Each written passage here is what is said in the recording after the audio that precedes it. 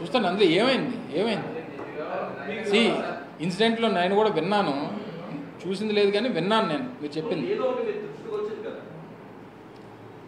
ఒక sensitive issue, ఒక గిరిజన మహిళకి సంబంధించి, గిరిజన అధికారికి సంబంధించి వారి భర్త ఒక లేఖ రాశాడు.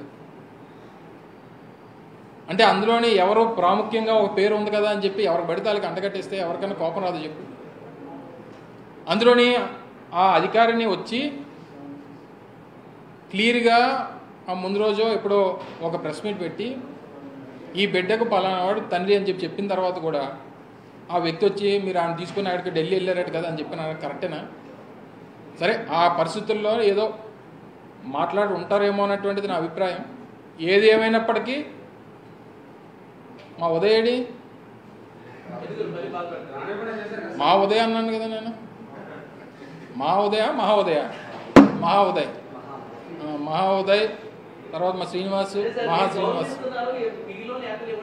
సరే ఆ ఇన్సిడెంట్ ఏది పడితే అది ప్రతి ఒక్కరికి కుటుంబాలు ఉంటాయి, కుటుంబాలు ఇంట్లో భార్య ఉంటుంది, కూతుర్లు ఉంటారు. ఏది పడితే అది మనం మాట్లాడితే ఎలాగ మనం దాన్ని రెస్పాండ్. ఇప్పుడు నువ్వు నన్ను ఏమంటారు అవినీతి ఆరోపణల మీద క్వశ్చన్ చేసావు, లేదా డిపార్ట్మెంట్లుగా నన్ను క్వశ్చన్ చేయి.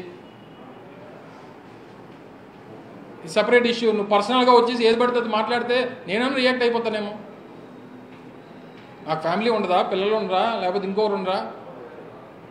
కొన్ని సెన్సిటివ్ ఇష్యూస్ ఉంటాయి, కొన్నింటిని మనం టచ్ చేసేటప్పుడు ఏ రకంగా ఎలా మాట్లాడాలనేటువంటిది కూడా ఉదయం అడిగినటువంటి క్వశ్చన్ అయితే ఇబ్బందికరమైనటువంటి క్వశ్చన్ అది.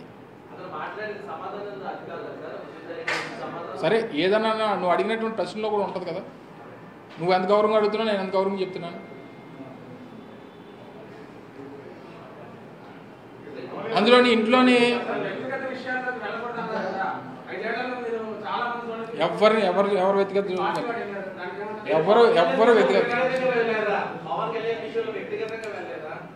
ఎవరన్నా వ్యక్తిగతంగా ఏం వెళ్ళాం మేము? అంటే లేనివేం చెప్పలేదే మేమని, లేనివేం ఊహించి మేము చెప్పలేదే. వ్యక్తిగతం లేనివేం మాట్లాడలేదు కదా, అది వారి అంగీకారం ఉన్నటువంటి విషయాలే కదా. అంగీకారం ఉన్నటువంటి విషయాలకి ఏమీ లేని దాన్ని క్రియేట్ చేసాం.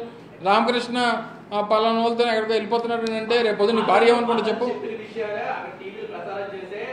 లేదు లేదు తప్పు మదనే ఉంటుంది. అప్పటికి మదన బయటికి రాలేదు, అప్పటికి మదన బయటికే రాలేదు.